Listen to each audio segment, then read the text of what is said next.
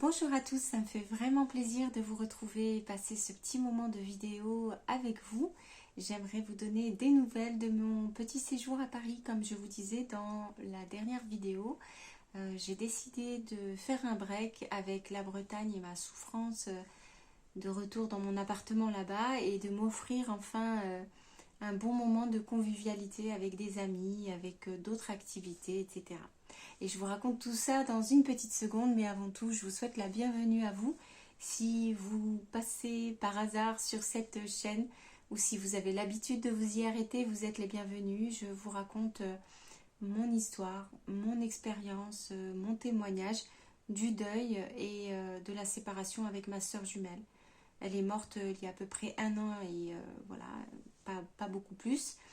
Et, et j'ai voilà, beaucoup de mal à passer cette expérience et à revenir à une vie normale. Et c'est un peu tout ça que je vous partage sur cette chaîne.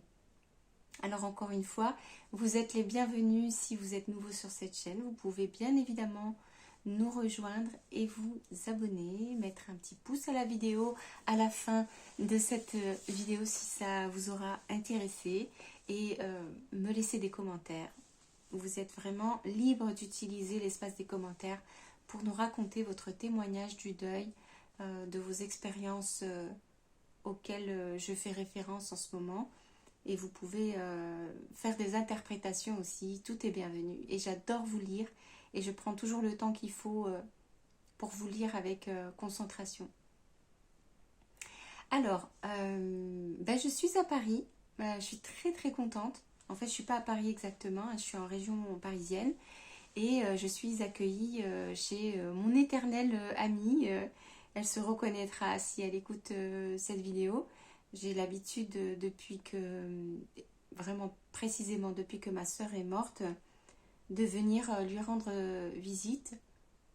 Mais en fait, c'était déjà le cas avant, mais disons que je me sens en sécurité. C'est une des rares personnes avec qui je peux envisager de passer du temps, d'habiter chez elle, de partager son quotidien et mon quotidien. Là, je parle du fait que on n'a pas de travail en commun, on ne travaille pas. J'ai l'habitude de vivre en communauté. Si vous me suivez, vous écoutez toutes les vidéos que j'ai faites depuis le début d'une année. J'ai beaucoup d'expérience dans la vie communautaire, la vie de groupe, etc. Mais là, je parle d'une vie personnelle. C'est la seule personne chez qui j'accepte d'aller dormir parce que je sais que je vais être accueillie avec ce que j'ai, que ce soit positif ou négatif. C'est-à-dire là, c'est mon deuil et c'est des comportements qui peuvent être moins souples que ce que j'ai d'habitude. C'est-à-dire pas seulement le deuil, mais c'est aussi le surmenage, le burn-out. Et tout ça, je vous en parle dans 2 secondes. Et, et j'avais aussi l'anniversaire d'une autre amie. Donc là, je vous parle d'amitiés qui ont plus de 20 ans. C'était des amies de fac, toutes les deux. Et ça me faisait vraiment plaisir aussi d'être là pour son anniversaire. J'ai jamais l'habitude d'être là à cette période-là en région parisienne. Donc c'était vraiment une chouette idée en fait. On a fêté l'anniversaire de ma donc, deuxième amie, je ne sais pas comment vous dire, mais encore une fois, toutes mes vidéos sont toujours anonymes. Je ne donne pas les noms, je ne donne pas les lieux, etc. pour préserver une certaine intimité, surtout pour les autres. Mais on a passé une soirée formidable. Voilà, c'était samedi soir. Ça m'a fait hyper plaisir de la revoir. Ça m'a fait hyper plaisir de partir avec la copine chez qui je suis en ce moment. Qu'on ait ce temps-là, que je revois des visages que j'avais pas vus depuis longtemps aussi. Et que bien sûr je rencontre d'autres personnes. Et que je vois les enfants, comment ils ont grandi, l'univers dans lequel ils habitent, ils évoluent. Vraiment, c'était super, vraiment super. Euh, et là, quand je suis dans des moments comme ça, au moment, évidemment, avant d'y aller, tu te dis, t'es fatigué, t'es plus sociable, comment tu vas faire pour être capable d'être une personne agréable et d'avoir de la conversation et de l'énergie, en fait, ne serait-ce que de l'énergie. Et en fait, là, ça s'est très bien passé parce que c'était le bon moment, voilà, ça m'a fait du bien. Voilà, et entre-temps, ben, j'ai eu l'occasion aussi de beaucoup discuter avec mon amie, celle qui m'héberge ici. Et grâce à elle, j'ai pris conscience de choses vraiment cruciales qui étaient en train de se produire dans ma vie en ce moment, après le retour des Pyrénées, ce qui s'est passé aussi dans les Pyrénées, et vis-à-vis de mon deuil de ma soeur jumelle. Donc j'ai vraiment eu la chance de pouvoir prendre vraiment du recul sur ma vie en fait et de comprendre des choses. Bon, il se trouve que elle-même traverse des moments de vie parfois qui sont très durs parce qu'elle a déjà vécu l'expérience du burn-out et elle en a gardé des séquelles qui sont très dures en fait. C'est plus au niveau du fonctionnement cérébral. Et pour moi, c'est vraiment une grande détresse en fait. Parce que ce qui se passe avec ça, c'est que on a une perte d'identité parce qu'il y a une partie de nous qui n'est plus accessible. Des choses qu'on a l'habitude de faire, de savoir, de tout un tas de choses qu'on n'arrive plus. On n'y arrive plus à accéder. Par exemple, tout simplement le fait de dire un mot à la place de l'autre. Ou bien, au moment où on parle, de ne pas être capable de prononcer certains mots. De fourcher en fait. C'est comme si la bouche n'arrivait plus à faire les mêmes sons. Enfin, c'est quand la fatigue est là. Ce sont des choses qui n'existaient pas. Donc, quand j'en parlais avec elle en lui expliquant, mais je ne comprends pas ce qui m'est arrivé en Bretagne, je suis restée presque un mois, entre guillemets, incarcérée dans mon appartement. Et là, je vous invite vraiment à vous, si vous n'avez pas encore, si vous me découvrez, ben, de retourner sur la vidéo précédente où je vous explique ça. C'est terrible, j'ai vécu une expérience horrible que je me suis infligée parce que je voulais affronter le deuil et la souffrance et la douleur, mais c'était horrible, j'ai touché le fond. Et je lui disais, mais je comprends pas, je suis bloquée dans ma vie parce que je suis arrivée dans cet appartement, il n'y a pas de meubles, et je dors sur des couvertures par terre et je n'arrive pas à prendre une décision. Jamais de ma vie ça m'est arrivé de ne pas être capable de prendre des décisions. Surtout, je suis quelqu'un de très rapide normalement. J'évalue assez rapidement les possibilités, la réalité, mes envies, ce qui est possible de faire, etc. Et je tranche assez vite, assez vite. Vous voyez, j'ai du mal à prononcer, vous voyez. Mais, et là, rien à faire. J'ai le cerveau qui fige et j'ai des problèmes et j'arrive pas à les résoudre. Ça peut être des problèmes simples, hein, ou des problèmes plus complexes, mais dans tous les cas, j'arrive pas à les résoudre toute seule. Et je n'arrive pas à avancer. Et je reste dans des situations problématiques parce que je reste bloquée. Et ça provoque une grosse souffrance. Et en rentrant dans cette souffrance, ben, ça augmente la paralysie et ça augmente la déprime. Et après, ben voilà, je rentre dans un cercle vicieux. Et c'est ce qui m'est arrivé pendant un mois. Et elle me dit, mais c'est simplement un burn-out que tu as, surmenage mental. Tu as exactement les symptômes qu'on décrit. Et je me suis dit, attends, pour une fois, je vais me poser 2 minutes pour réfléchir, qu'est-ce que ça veut dire là? On entend tout le temps parler des burn-out et des trucs comme ça.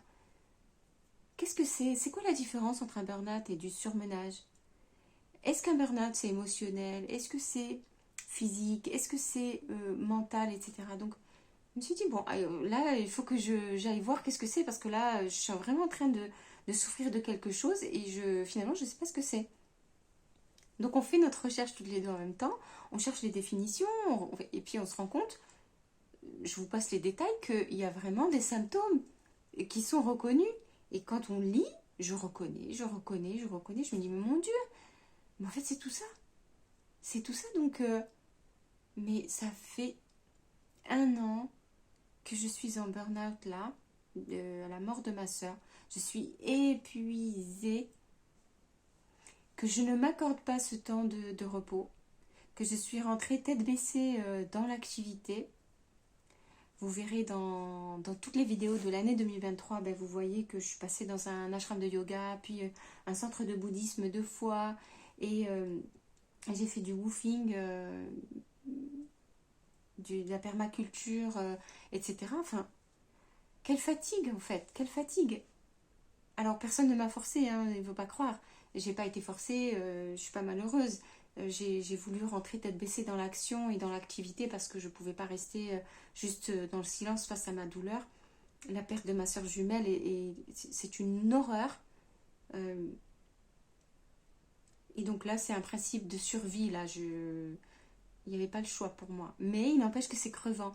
Et quand vous êtes dans un état d'épuisement, c'est horrible. Et en fait, malheureusement, ce qui m'est arrivé cette année, dans les 3 endroits où je suis allée, j'ai vécu une mauvaise expérience humaine avec au moins une personne. Et ça, je ne m'étais pas rendu compte que j'étais à ce point dans cette fatigue émotionnelle aussi. J'avais pas, parce que je ne savais pas ce que c'était la définition du burn-out. Et je ne m'étais pas rendu compte à quel point j'étais épuisée nerveusement aussi. Et que j'étais fragile. Alors, je ne veux pas faire croire que je suis une victime. Hein, parce que, s'il vous plaît, ne me considérez pas comme une victime. C'est assez vexant. Et je ne suis pas une victime. Je suis juste quelqu'un qui est en deuil. En double deuil, d'accord. Tout le monde passe par le deuil, hein, donc je ne suis pas un cas particulier. Malheureusement, c'est vrai que c'est plus rare d'avoir un deuil d'une sœur jumelle, mais vous le savez aussi bien que moi qu'il y a des deuils de bébés, d'enfants, et c'est tout aussi horrible de son être amoureux. Et donc voilà, donc je ne suis pas une victime. Je vis une expérience humaine tout à fait normale, mais qui est extrêmement dure. Et donc, je n'avais pas tenu compte du fait que j'étais fragile et que j'étais dans cet épuisement. J'ai pas voulu voir que j'étais dans l'épuisement. Je savais que j'étais crevée. Mais je sais pas comment vous dire, on l'accepte pas. Hein. Je me suis jugée très négativement en me disant j'ai pas le droit en fait. Parce qu'il y a pire, ma soeur est morte. Et elle a souffert de maladies et de handicap. Qu'est-ce que j'ai moi à côté là? Donc c'est sûr que quand on vit ça, c'est pas possible de considérer que c'est pas possible de considérer qu'on peut prendre le temps de se dire qu'on est épuisé. Ça a l'air tellement ridicule.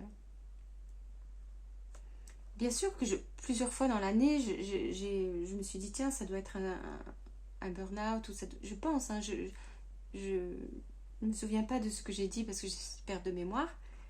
Mais je pense que j'ai dû avoir la puce à l'oreille plusieurs reprises. J'ai dû penser que j'étais en surmenage, épuisement, tout ce que vous voulez. Mais je n'avais pas vu jusqu'où ça pouvait aller. Je pensais que j'avais juste un choc émotionnel. C'est pour ça que j'arrivais plus à calculer, j'arrivais plus à me souvenir des lieux géographiques, que je n'arrivais plus à me souvenir de certains mots, que je n'étais plus capable, quand des fois on me donne un mot. Par exemple, je prenais cet exemple de le pissenlit, qui est une plante médicinale. Euh, je voyais le mot pissenlit qui se marquait dans mon crâne, là, et puis rien, le blanc. Alors que j'ai beaucoup de connaissances en naturopathie et je savais bien évidemment ce que c'était qu'un pissenlit, les effets du pissenlit, le protocole pour prendre en santé naturelle le pissenlit, etc., etc. Et là, rien, ça n'évoque rien. Et quand quelqu'un me disait, par exemple, j'ai des problèmes de foie ou j'ai telle ou telle chose qui ne va pas, en temps normal, je sais comment faire en naturopathie, en médecine naturelle et en hygiénisme. Et d'une façon générale, comment on fait dans la médecine holistique. Et là, rien. Plus aucun souvenir. C'est-à-dire que c'est plus sournois que ça. C'est que je sais, mais que je ne peux pas y aller. C'est comme un coin de mon... C'est comme si mon cerveau, il avait une façade nouvelle qui n'existait pas, toute blanche. Et derrière, il y a tout ce que je connais, toute mon expérience, tout ce qui est enregistré, toute ma mémoire, mes capacités cognitives et tout ça, mais je n'y ai plus accès. Et j'ai vécu beaucoup de détresse quand même, parce qu'il y a des tas de personnes qui ne me connaissaient pas, parce que j'ai fait beaucoup de nouvelles rencontres, et que je disais, mais vous savez, je sais, en fait, je sais, j'ai tellement passé de temps à étudier tout ça et tout, et qui me regardent et disaient, oui, mais là, tu sais pas. En effet, là, je suis incapable de me souvenir de ce que ça veut dire ci ou ça, ou comment ça fonctionne. Et puis ils me disent, bah en fait, elle est en train de raconter n'importe quoi, cette fille. Elle dit qu'elle sait, mais en fait, elle sait pas. Et je suis là en détresse en me disant, mais oui, là, tout de suite, effectivement, je ne sais pas. Mais je sais que je sais. J'ai juste plus accès à ma mémoire. Et pire que ça, il y a des choses pour lesquelles, au tout début, hein, ça c'était vraiment quand j'étais vraiment en état de choc, où j'étais plus capable de savoir si je savais ou je savais pas avant. Parce que j'avais pris conscience que j'avais plus accès à mes connaissances et à ma mémoire, mais je n'arrivais plus à savoir ce que je savais de ce que je savais pas.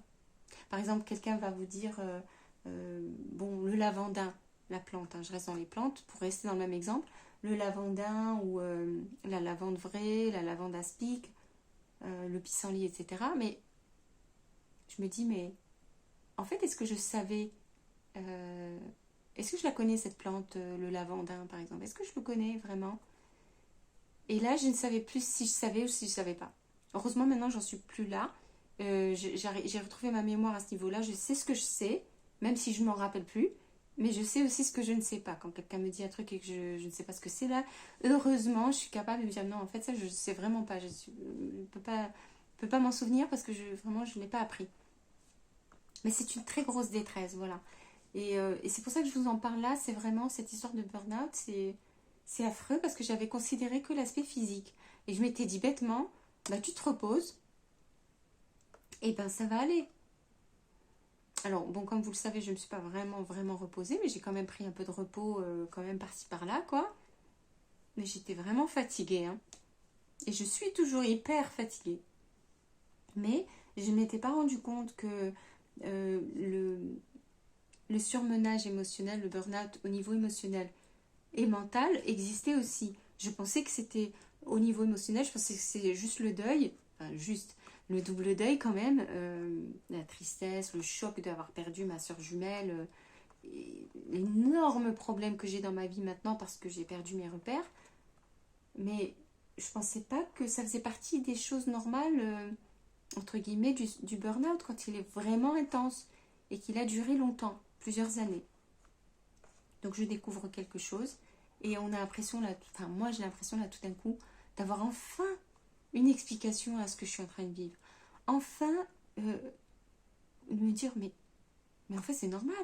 C'est donc normal là les 3 semaines et demie que j'ai passées en Bretagne, là, dans mon appartement assise par terre, à broyer du noir, à être crevée, à pas pouvoir prendre une décision, à pas savoir ce que je dois faire, à pas savoir dans quelle direction aller, à juste souffrir, à pleurer. Bon, là c'est le deuil, hein, les souvenirs de ma soeur et tout ça c'est horrible, mais le reste, le fait de plus être fonctionnel, ça me ressemble pas du tout. Et je me disais, mais là ça va trop loin, qu'est-ce que c'est? Je suis en train de faire tout d'un coup une dépression éclair, foudroyante. Non, c'était donc le surmenage, le burn-out. Et effectivement, le côté mental, cérébral, je pensais aussi que c'était juste un choc amnésique. Mais quand maintenant je vois, bon, c'est vraiment beaucoup de ça, hein, j'ai vraiment un choc amnésique. Mais j'ai aussi vraiment un problème d'élocution. Il y a des mots que j'arrive plus à prononcer. Et je fourche beaucoup. Et il y a même des fois, j'essaye même plus. Je vois qu'il y a des mots, je ne vais pas être capable de les dire. C'est totalement fou. Il faut savoir que quand j'étais ado, j'ai fait des cours de théâtre. J'ai fait de l'improvisation théâtrale, etc. Donc parler, prononcer les mots, articuler, c'est vraiment pas quelque chose de compliqué pour moi. Mais ça l'est devenu. Voilà. Voilà, donc ça me sort pas de l'auberge, hein. Mais c'est juste le fait de le savoir, je me dis, mais waouh, mais donc je suis en train de vivre quelque chose d'extrêmement difficile, mais parce que mes capacités sont complètement épuisées.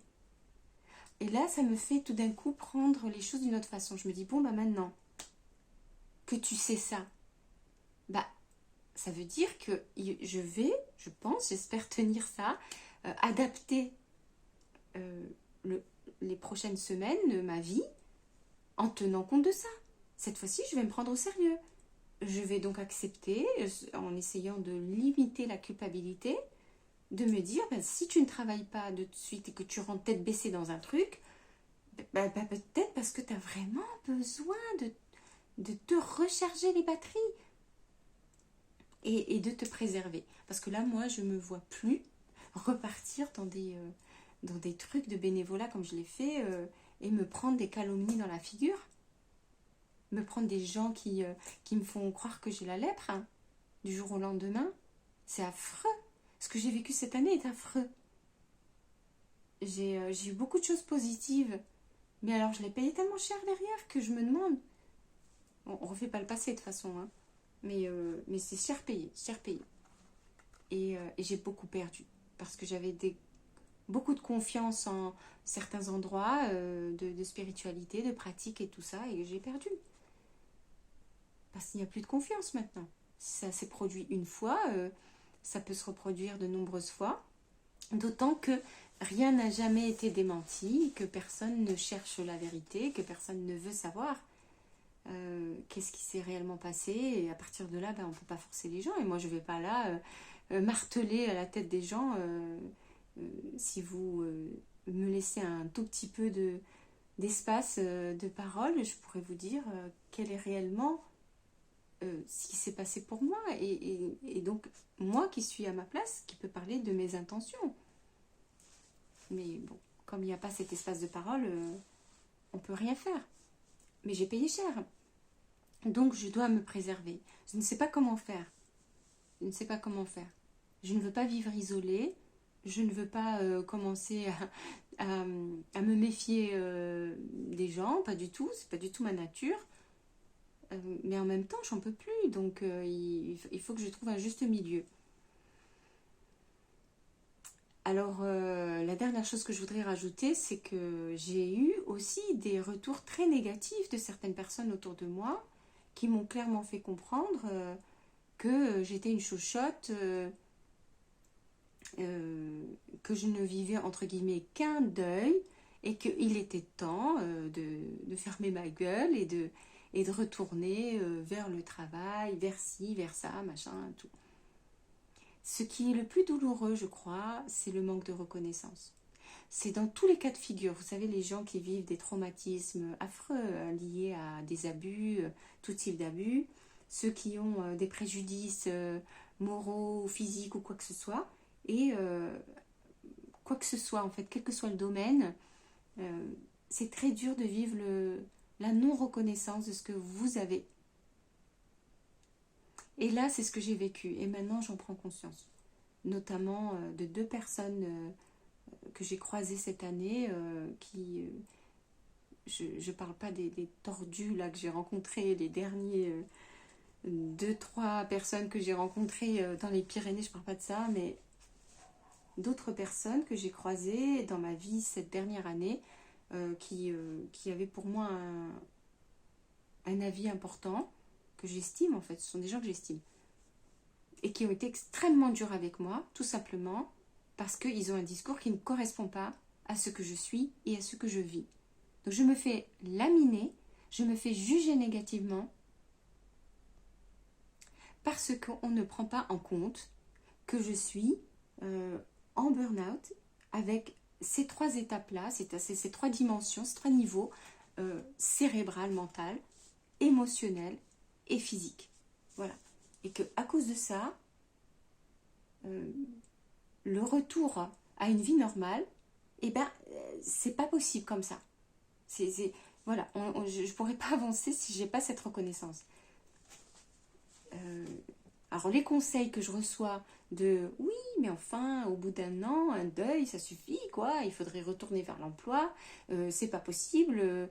Je dis, attends, mais si j'arrive pas à tenir debout déjà, ou si je me prends des râteaux dans la figure parce que je tombe sur des gens malveillants ou des trucs comme ça, excuse-moi de tomber par terre, j'ai besoin de temps pour remonter aussi. Surtout que c'est le contraire que j'ai fait. Au lieu de rester toute l'année dernière les bras croisés, j'ai pas arrêté de bosser en changeant d'endroit et de faire le mieux que j'ai pu. À chaque fois qu'on m'a demandé quelque chose, alors je dis pas que moi je suis quelqu'un de merveilleux, que je fais des trucs incroyables, mais j'ai donné le meilleur de moi-même. Et c'est ça la différence. Et avec honnêteté, j'ai tout le temps demandé est-ce que c'était ok, est-ce que le niveau était ok, est-ce que c'est suffisant. Je ne suis pas là pour arnaquer les gens, hein. Et je sais quand même que si on m'avait dit non, ça va pas, c'est pas suffisant ce que tu fais, c'est pas bien aussi, tout ça, j'aurais accepté de partir en disant je reconnais. Et à ce moment-là, je serais allée me mettre à l'abri chez ma mère et j'aurais essayé de faire autrement. Mais ce n'est pas ça. Donc je sais que c'est pas ça le problème. J'ai vraiment donné le meilleur de moi. Et il y a une grosse partie qui est bien, qui est tout à fait honnête. J'ai beaucoup travaillé en étant dans ces conditions d'épuisement. Et voilà, là je suis fatiguée, là j'en ai marre. Et vous voyez, ça me fait du bien parce qu'en étant ici en région parisienne, ça m'a permis de prendre ce recul. Et ce recul me permet de me dire, voilà, il faut peut-être réorienter les choses là maintenant et commencer par arrêter de culpabiliser et de m'accorder cet espace à moi-même. Si les autres, et heureusement il y en a qui le reconnaissent, mais ceux qui ne veulent pas le reconnaître et que j'estime, me refusent cet état de fatigue dans lequel je suis, et cet état mental et émotionnel, eh bien il faut que je m'en éloigne. C'est tout. Voilà. Qu'est-ce que vous en pensez, hein? Est-ce que ça vous arrive à vous aussi? Dans quel état vous êtes? Est-ce que vous vivez vous aussi cet état de burn-out? Ou est-ce que, comme disent les gens, vous n'êtes que en deuil? Alors, avec un peu de bonne volonté et de détermination, ça devrait aller quand même. Voilà. Alors, n'hésitez pas à utiliser l'espace de parole dans les commentaires. Racontez-moi votre histoire. Donnez-moi votre témoignage ou simplement votre avis sur ce que je suis en train de vivre. Je compte sur vous. Alors, n'hésitez pas aussi à mettre un pouce sur la vidéo. Et puis, abonnez-vous si ce n'est pas déjà fait. Je vous promets d'être un peu plus présente et vous raconter la suite des aventures parce que je sens que de nouvelles aventures vont arriver très bientôt. Enfin, je l'espère. Voilà. Prenez bien soin de vous. Et puis, je vais commencer à essayer de faire la même chose.